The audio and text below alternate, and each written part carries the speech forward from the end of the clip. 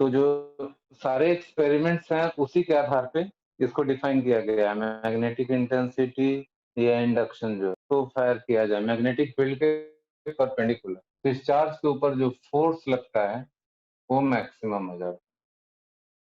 अगर हम लोग ऐसा माने theta is angle between vector B and vector भी, तो डिफरेंट डिफरेंट डायरेक्शंस में फायर करके ये टेस्ट किया गया एक्सपेरिमेंट से कि अगर किसी चार्ज को मैग्नेटिक फील्ड के परपेंडिकुलर फायर किया जाए तो फोर्स तो हमेशा 90 डिग्री पे लगता ही है और ये फोर्स मैक्सिमम होता है।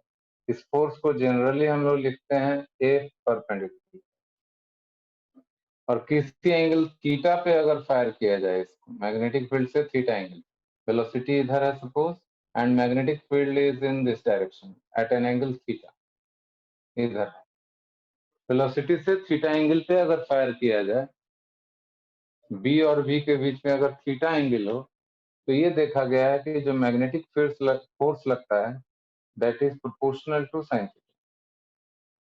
इसीलिए जब थीटा 0 होती है तो फोर्स भी 0 हो जाता है। तो ये सारे एक्सपेरिमेंटल रिजल्ट्स हैं। जिस डायरेक्शन में मैग्नेटिक फील्ड है उसी डायरेक्शन में अगर आप चार्ज को फायर कर दो कोई मैग्नेटिक फोर्स नहीं लगता है। थीटा एंगल पे फायर करिए तो साइन थीटा के प्रोपोर्शनल होता है। थीटा जितना बढ़ाएंगे फोर्स का मैग्नीट्यूड उसी हिसाब से बढ़ता है। साइन थीटा का वैल्यू मैक्सिमम होता है 90 डिग्री पे, तो फोर्स भी उस समय मैक्सिमम होता है। उसी समय जो फोर्स लगता है उसको हम लोग एक परपेंडिकुलर यहाँ पे लिखते हैं। ये सारा एक्सपेरिमेंट बेस्ड रिजल्ट है जो कि आपको याद रखना पड़ेगा। इसके आधार पे इसी को यूज किया जाता है मैग्नेटिक इंडक्शन को डिफाइन करने। मैग्नेटिक इंडक्शन का आपको हर जगह बुक में ये फॉर्मूला मिलेगा, F perpendicular by q into v. इसका मतलब क्या है, ये डेफिनेशन है, defining equation for B, definition of B. इसमें क्या बताया गया, देखिए कि अगर q कूलम चार्ज को v वेलोसिटी से फायर किया जाता है in a magnetic field of in a magnetic field q coulomb charge को v वेलोसिटी से फायर किया गया एट एन एंगल 90 डिग्री, तो फोर्स उस पे जो लगता है वो मैक्सिमम होता है, थीटा 90 डिग्री। इस रिजल्ट का इस्तेमाल कर रहे हैं। चार्ज क्यू को v वेलोसिटी से फायर करने पे उस पे जो मैग्नेटिक फोर्स होता है दैट इज मैक्सिमम। 1 कूलम का अगर चार्ज है सेम वेलोसिटी से फायर किया जाए तो फोर्स लगेगा एफ बाई क्यू, और +1 कूलम चार्ज है और यूनिट वेलोसिटी से फायर किया जाए तो उस पे फोर्स लगेगा F by q by B.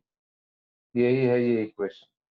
यानी कि मैग्नेटिक इंडक्शन को डिफाइन किया गया है maximum force experienced by a charge particle, और force magnetic force experienced by a charge particle when unit charge is thrown with unit velocity at an angle 90 degree from the magnetic field। इसी definition को use किया जाता है magnetic induction के लिए। इसलिए एक परपेंडिकुलर जो है ये हो गया क्यू भी भी, और इन जनरल इसी का फॉर्मूला है एफ इक्वल्स क्यू भी भी साइन थीटा, साइन थीटा के डायरेक्टली प्रोपोर्शनल। और यहीं से यूनिट आ जाता है इसी जगह से, ये न्यूटन होगा, ये कूलम होगा, ये मीटर पर सेकंड होगा। तो मैग्नेटिक फील्ड की जो यूनिट होती है टेस्ला, यहीं से आया, unit, SI unit, SI unit of B यहाँ से आएगा, न्यूटन पर कूलम मीटर पर सेकंड यहाँ से। इसको और भी ब्रेक किया जाए तो ये हो जाएगा kg metre per second square divided by coulomb metre per second, और इसको सॉल्व करने पे आ जाएगा kg metre is cancel, kg per coulomb per second. This is called as tesla. इसी को हम लोग टेस्ला बोलते हैं, यानी 1 केजी पर कूलम पर second, this is called Tesla. और इसी का सीजीएस यूनिट जो है बी का, वो उसको हम लोग गॉस बोलते हैं, 10⁻⁴ Gauss is equivalent to 1 Tesla. तो ये सब रिजल्ट याद रखना है, क्योंकि एग्जाम में क्वेश्चंस जो होते हैं कई बार जो डाटा होता है वो गॉस में भी दे दिया जाता है और टेस्ला में भी दिया रहता है। मैग्नेटिक फोर्स है किसी भी चार्ज पार्टिकल के ऊपर, this is given by the formula Q भी क्रॉस बी। इसी का मैग्नीट्यूड ये है क्यू भी बी साइन थीटा। तो ये जो क्यू भी क्रॉस बी है, एक फोर्स का नाम है जिसको हम लोग बोलते हैं Lawrence force.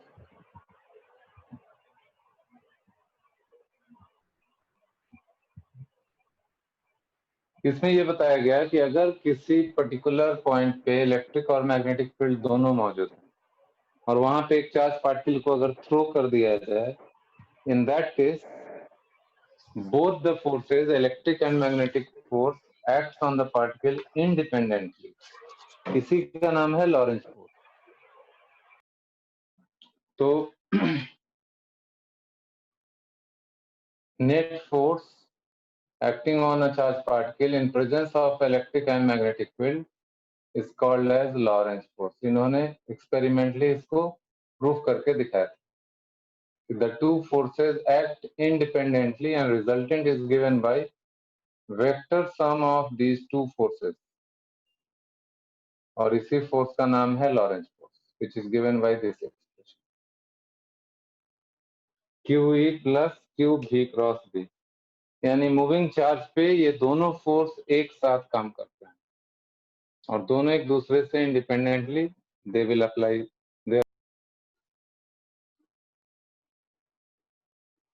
Assume that there is a conductor placed in a uniform magnetic field। ऐसा एक कंडक्टर है, करंट कैरिंग कंडक्टर है। Length of the conductor is suppose delta L and it is placed in a uniform magnetic field। Magnetic field is in vertically upward direction। इस तरह का condition है and current is flowing from left to right। This is the current। Now consider a section in this conductor। From left end it is at a distance L। This is small section stripe is DL। DL thickness का एक section है और पूरे conductor की लंबाई है delta L. इसके अंदर जो भी चार्ज है, due to this current charges will flow. जो भी चार्ज है इस कंडक्टर के अंदर, positive charge they will go from left to right side in the direction of current. Negative charge है they will go from right to left. तो suppose in dt time interval dq charge which are available in this section। जो shaded portion मैंने दिखाया है उसमें से dq charge जो है dt टाइम इंटरवल में लेफ्ट साइड से राइट साइड ड्रिफ्ट कर गया, तो उसके ऊपर जो फोर्स लगेगी उसका कुछ वेलोसिटी होगा ड्रिफ्टिंग का, उस पर जो फोर्स लगेगी df हो जाएगा dq into v cross b। This is the force, magnetic force on this particular amount of charge जो शेडेड पोर्शन में अवेलेबल थे, दे ड्रिफ्टेड टुवर्ड्स राइट। इसको हम लोग चेंज करके ऐसा लिख सकते हैं dq और वेलोसिटी को लिख सकते हैं dl by dt cross b। dt को बाहर निकाल लिया तो यह आ गया dq by dt into dl cross b। और dq by dt तो करंट हो जाता है, this is dl cross b। सो एक छोटे से सेक्शन पे, dl सेक्शन पे इतना मैग्नेटिक फोर्स लगता है। Therefore total force on this current carrying conductor will be I delta L cross B। यहाँ से यहाँ तक सभी फोर्सेस को ऐड कर देंगे तो इतना आ जाएगा, टोटल लेंथ डेल्टा एल आ जाएगा। So this is the magnetic force acting on this conductor I delta L cross B. इसमें डेल्टा एल वेक्टर का डायरेक्शन करंट के डायरेक्शन में लिया जाएगा। उसके base direction of magnetic force is delta L cross B से आ जाएगा perpendicular to the board outward normal के अलॉन्ग। क्या है वो मैं आपको बता दे रहा हूँ। and there is a magnetic field. This current carrying wire is placed in a magnetic field. Suppose magnetic field is into the plane. A current carrying wire is placed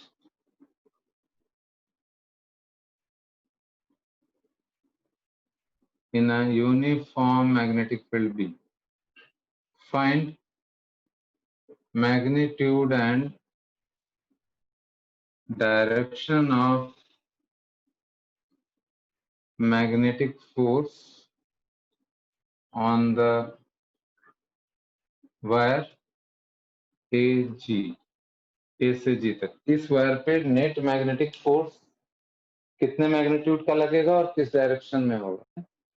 तो आपको क्या करना है, you have to take shortest distance from this end to this end. तो I delta L cross B करेंगे तो L का direction ये है और बी है into the plane. L cross B करेंगे तो it is vertically upward. This is L and this is B. L cross B. L को बी की तरफ ऐसे रोटेट करेंगे तो it will come up, screw will go up. तो magnetic force हो जाएगा upward direction, vertically upward, and this is the force. अगर ये आपको नहीं मालूम है तो इस क्वेश्चन में भी उससे आपको आइडिया लग जाएगा कि why it acts like this. आपको क्या करना है, देखिए, in this portion everywhere uniform magnetic field B into the plane is present. इसमें एक वायर रखा गया है सीधा है, straight at some angle. Current flowing through the wire is I. इस वायर से भी उतना ही करंट फ्लो अगर कर रहा हो, इस वायर पे कितना फोर्स लगेगा, इस वायर पे कितना फोर्स लगेगा, यू हैव टू कैलकुलेट. और इस वायर की लंबाई एल है, ये सेमी सर्किल है, तो एल को हम लोग लिख सकते हैं, this AD is L, this is diameter of this semi circle, तो this is also equal to 2r. तो इस सेमी सर्किल का रेडियस भी मालूम है, दैट इज L/2.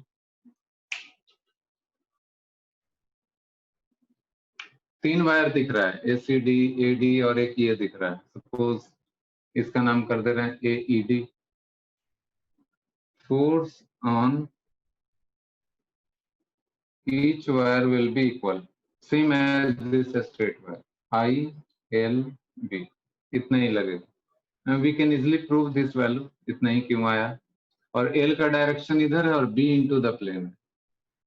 तो डायरेक्शन देखिए कैसा आएगा, L इधर and B is perpendicular to the plane. तो L क्रॉस B करेंगे तो इसके परपेंडिकुलर आएगा, यानी कि फोर्स आएगा ऐसे perpendicular to this wire. This is the magnetic force. Proof करने के लिए आप क्या कर सकते हैं, सबसे इजी होगा, इसको आप थोड़ी देर के लिए एक्स एक्सिस मान लीजिए. इस वायर को एक्स एक्सिस मान लीजिए और इधर वाई एक्सिस. पॉइंट ए को ओरिजिन मान लेंगे 0,0 और पॉइंट डी का कोऑर्डिनेट हो जाएगा L,0.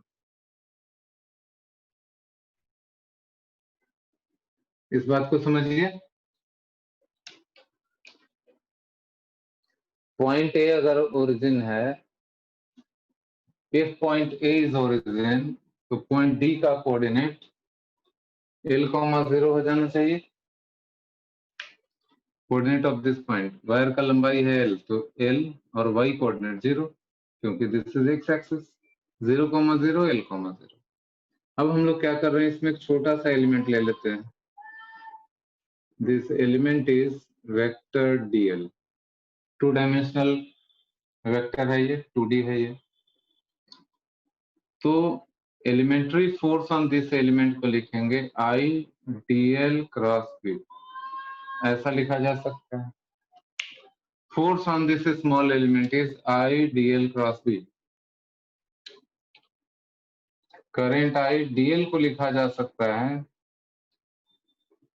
dx I plus dyj. दो कंपोनेंट होगा इसको. dl को कंपोनेंट में बांटेंगे तो एक्स एक्सिस के अलोंग एक कंपोनेंट आएगा जिसको मैं dx लिख रहा हूँ, दूसरा कंपोनेंट इसका y एक्सिस के अलोंग आएगा जिसको मैं dy ले रहा हूँ. ऐसा dl है. dl का डायरेक्शन यहां देख के समझिए, ये जो डीएल मैं दिखा रहा हूँ, डीएल का डायरेक्शन ऐसा है, वेक्टर डीएल, वाई एक्सिस इधर है और एक्स एक्सिस इधर है।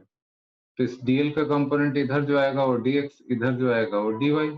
तो dx into i plus dy into j. B is into the plane, तो बी को आप लिखेंगे बी माइनस के, ऐसा हो जाएगा। Now dF is I into B, और ब्रैकेट में आ गया डीएक्स, माइनस को भी बाहर कर दे रहा हूं मैं, माइनस आई बी को बाहर कर दिया, minus I into B, dx i cross k plus dy j cross k into dy, इतना आ गया। This is minus I B.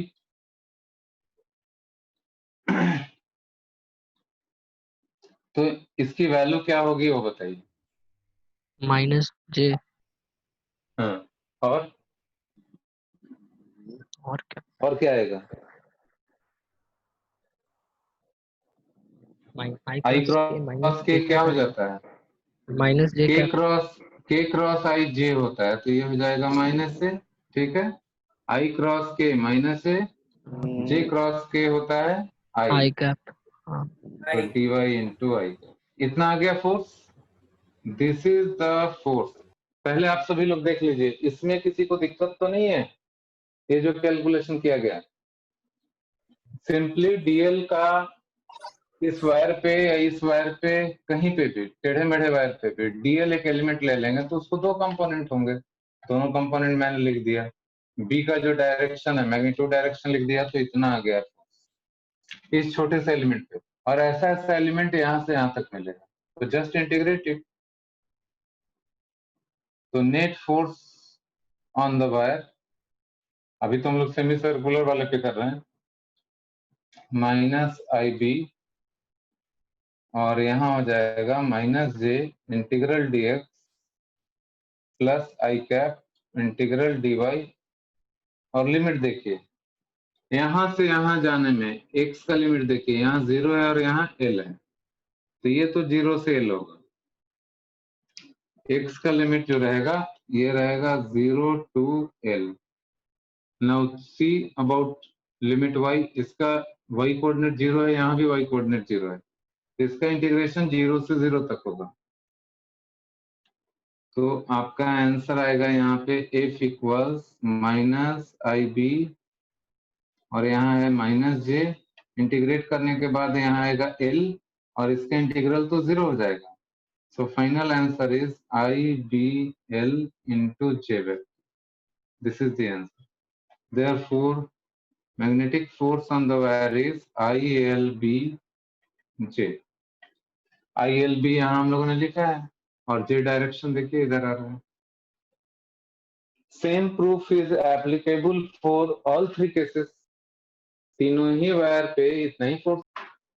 So final answer is magnitude is ILB and direction is J। Direction, अगर current का direction change करेंगे तो force का direction भी change हो जाएगा। फिर यहाँ पे मैंने एक लूप दिखाया, इधर से करंट आई जा रहा है तो इस पे फोर्स तो इतना ही लगेगा, लेकिन इधर करंट रिटर्न हो रहा है तो इस वाले लूप पे भी इसके बराबर ही फोर्स लगेगा, मगर डायरेक्शन जस्ट रिवर्स हो जाएगा। So force on the current carrying loop placed in a magnetic field is always 0। इस तरह की स्थिति अगर हो, किसी प्लेन में अगर यूनिफॉर्म मैग्नेटिक फील्ड हो और उसमें आपने करंट कैरिंग लूप रख दिया, तो लूप का शेप साइज कुछ भी हो, उस पर नेट फोर्स हमेशा 0। एक यूनिफॉर्म मैग्नेटिक फील्ड में करंट कैरिंग सर्कुलर वायर को रख दिया गया है, फील्ड का डायरेक्शन गिवन है, और current flowing through the wire is I. So under this condition इस वायर में जरूर कंप्रेशन आ रहा होगा। तो अगर कंप्रेशन है वायर में, तो फोर्स ऑफ कंप्रेशन कितना डेवलप हुआ होगा ड्यू टू मैग्नेटिक फोर्स, वो आपको बताना है, कैलकुलेशन निकालना है। तो पहले हम लोग डिस्कस कर लेते हैं कि कंप्रेशन, उसका उल्टा पहले मैं बता रहा हूँ, रिवर्स। अगर करंट का डायरेक्शन या मैग्नेटिक फील्ड का डायरेक्शन ऐसा नहीं होता तो क्या होता? Suppose current is in this direction, जैसा ये दिया है मैं सिर्फ करंट का डायरेक्शन चेंज कर दे रहा हूँ, बी अभी भी वही है, देखिए। तो कोई भी छोटा सा एलिमेंट लेते हैं यहाँ पे डीएल का डायरेक्शन इधर होगा, तो डीएल क्रॉस बी अगर करें तो dl is vertically downward, B is into the plane, तो डीएल क्रॉस बी अगर करेंगे तो ऐसा रोटेट करने से screw will go in this direction, outward, radially outward, इस डायरेक्शन में फोर्स लगेगा। तो ऐसा हम लोग कहीं पे भी एलिमेंट लें, यहाँ पे लें, अगर डीएल इस डायरेक्शन में लें, अगर इस पे भी मैग्नेटिक फोर्स जो लगेगा रेडियली आउटवर्ड ऐसे लगेगा। इसका मतलब है कि इस एलिमेंट, इस रिंग का, इस वायर के हर पॉइंट पे रेडियली आउटवर्ड डायरेक्शन में there will be a force. This force, stretching force, will create tension in the wire. यहाँ करंट जस्ट उल्टा है, तो ये जो फोर्स मैं रेडियली आउटवर्ड दिखा रहा हूँ, ये it will be just inward. In this case, there will be inward force at every point. Therefore, there will be compression in the wire. आप कोई सा भी एलिमेंट ले लीजिए, यहाँ पे डीएल का डायरेक्शन अपवर्ड, यहाँ डाउनवर्ड था, तो इस पे फोर्स जो लगेगा DF towards the centre. Due to this, wire का हर हिस्सा एक इनवर्ड सेंटर की तरफ, सेंट्रीपिटल फोर्स की तरह एक फोर्स लग रहा है। तो वायर का हर हिस्सा पे एक फोर्स लग रहा है towards the centre, that is why compression in the wire. तो वायर थोड़ा सा ऐसा है ना, थोड़ा सा ऐसा कॉन्ट्रैक्ट हो जाए। अगर करंट को बंद कर दिया जाए, ये तुरंत एक्सपैंड हो जाएगा जरा। अभी right now this wire is under compression, थोड़ा दबा हुआ है, करंट हटा दें तो it will be relax position. अभी ये कंप्रेस्ड है, ये टेंस्ड है, ये कंप्रेस्ड है। करंट हटाते ही या मैग्नेटिक फील्ड स्विच ऑफ करते ही ये वायर थोड़ा सा ऐसे एक्सपैंड हो जाएगा, और ये वायर ऐसे फैला हुआ है। करंट या मैग्नेटिक फील्ड किसी एक को बंद करेंगे तो it will be just come in, थोड़ा सा कंप्रेस हो जाएगा, रिलैक्स पोजीशन में आ जाएगा। तो दोनों में उल्टा, यहाँ मैग्नेटिक फील्ड बंद किया जाए तो ये थोड़ा सा एक्सपैंड होगा, यहाँ मैग्नेटिक फील्ड बंद किया जाए तो ये थोड़ा सा कॉम्पैक्ट हो जाएगा। ये दोनों में फर्क। कैलकुलेशन का तरीका क्या है, ये एक यूनिवर्सल मेथड है जो कई केसेस में आपने यूज किया होगा। देखिए क्या करते हैं इसमें, एक छोटा सा पोर्शन लेते हैं, यहाँ पे मैं बड़ा दिखा रहा हूं मगर this is very small portion, this is a small portion, you can call it AC. AC is very small portion DL. इस पे जो फोर्स लग रहा है, यहाँ पे current flowing is I, magnetic field into the plane.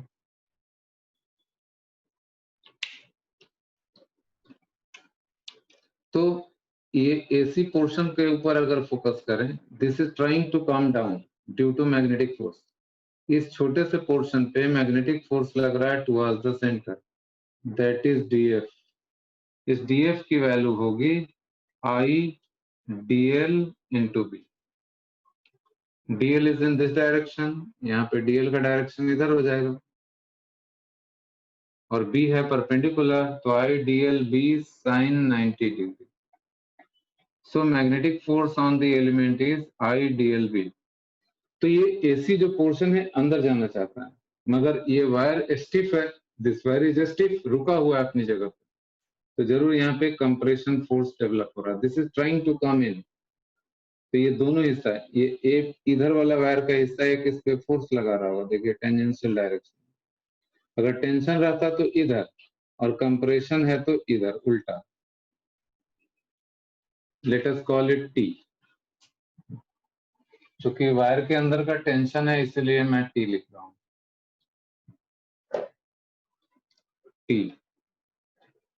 अगर ये वायर AC पोर्शन को अपनी तरफ खींच रहा होता तब टेंशन इधर होता, टेंसाइल स्ट्रेस उससे डेवलप होता है।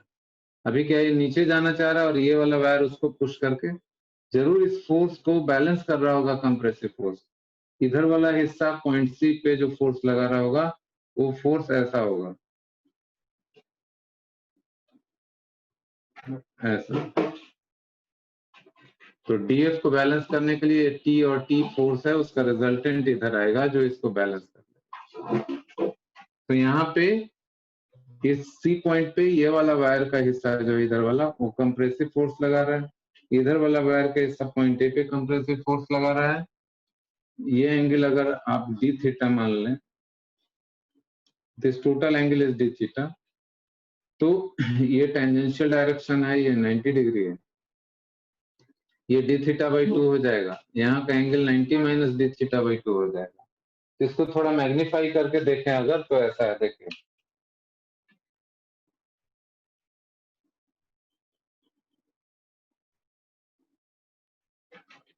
थोड़ा मैग्नीफाई करके देखें अगर, तो ऐसा देखेगा, ये एंगल और ये एंगल दोनों है D theta by 2, D theta by 2, and df magnetic force is towards the center, this is center O, this is center O, this is point A, this is point C, point A पे जो force लग रहा है compressive force इस direction में T, point C से भी compressive force लग रहा है T in this direction, this is 90, this is 90, ये d theta by 2, d theta by 2, या 90 minus d theta by 2, so this angle is d theta by 2, ये 90 minus d theta by 2, तो tension का component इधर आ जाएगा t sin d theta by 2, this is d theta by 2, 90 minus d theta by 2, so this is d theta by 2, this is 90 minus d theta by 2, और इधर आ जाएगा t cos d theta by 2, ठीक है, यहाँ पे वो सही point बताया, this angle is D theta by 2, this angle is D theta by 2, और ये क्वाड्रिलैटरल हो गया 90 90, this angle is 90 minus d theta by 2, so this angle is 90 minus d theta by 2, sure हो गया, तो ये डी थीटा बाई 2 हो जाएगा। Similarly this angle is D theta by 2, तो t का कंपोनेंट इधर आ गया t cos d theta by 2, इधर आ गया t sin d theta by 2, similarly इस t का कंपोनेंट इधर t cos d theta by 2,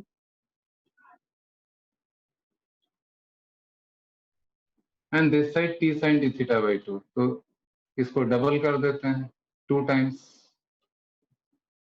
फिर से एक बार सभी लोग समझ लीजिए, डी थीटा बाई 2 एंगल ये 90, तो ये 90 minus d theta by 2, these are opposite angles, तो ये भी 90 माइनस डी थीटा बाई 2 और ये डी थीटा बाई 2, कॉस का कंपोनेंट इधर, साइन का कंपोनेंट इधर। Since wire AC is in equilibrium, for equilibrium of portion AC of wire,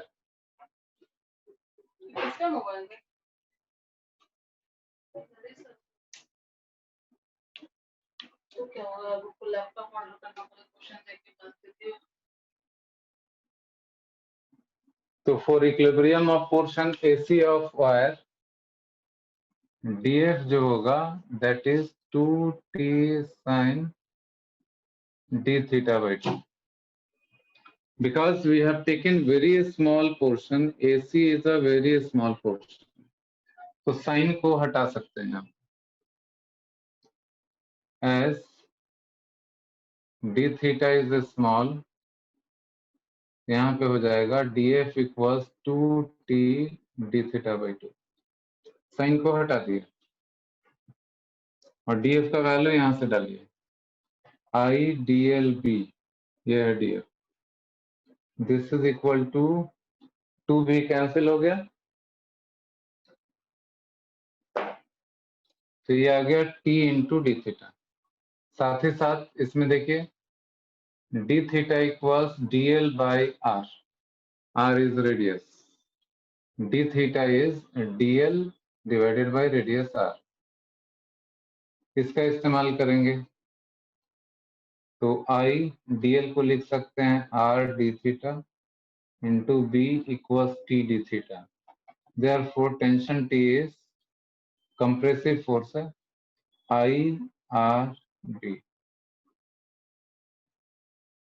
so tension T is I r b। इसमें कुछ दिक्कत है तो बताइए। ऊपर वाले क्वेश्चन में अगर सडनली मैग्नेटिक फील्ड को स्विच ऑफ कर दें तो वायर थोड़ा सा एक्सपेंड होगा नॉर्मल शेप में आने के लिए, अगर वायर का यंग्स मॉडुलस y है तो एक्सपैंड होने की वजह से जो इसका अपना रेडियस r है उसमें कितनी इंक्रीमेंट होगी after removal of the magnetic field, जबकि वायर का जो क्रॉस सेक्शन है, वायर की अपनी एक थिकनेस है, उसका cross sectional radius r given. देखिए ये तो समझ आ गया कि जैसे ही इसको मैग्नेटिक फील्ड को स्विच ऑफ करेंगे, अभी ये कंप्रेस्ड है तो थोड़ा ऐसे एक्सपैंड हो जाएगा।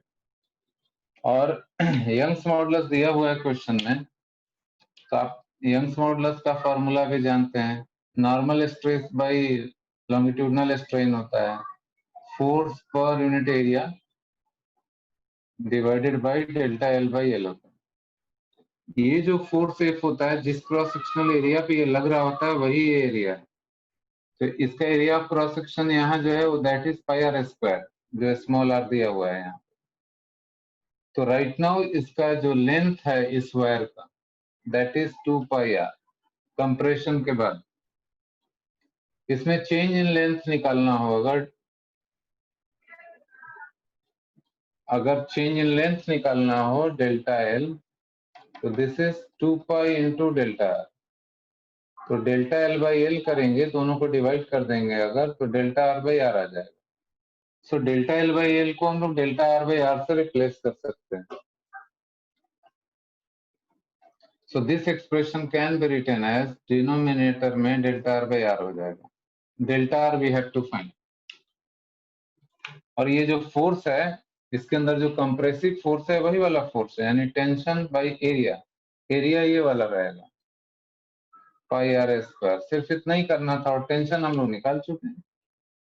So now expression will be y equals I R B और ये वाला पाई आर स्क्वायर और डिनोमिनेटर में है delta r divided by r, और आपको डेल्टा आर चाहिए था। So delta r is equal to pi r square into y divided by pi r square into y divided by I B r square, I B r square. This is the answer. इसमें सिर्फ formula को readjust करना था और कुछ नहीं। Inverse लिख दिया है मैंने, इसको चेंज करेंगे। तो यहां से आ गया delta r equals I r square B, I r square B by pi r square y. This is the answer हो जाए।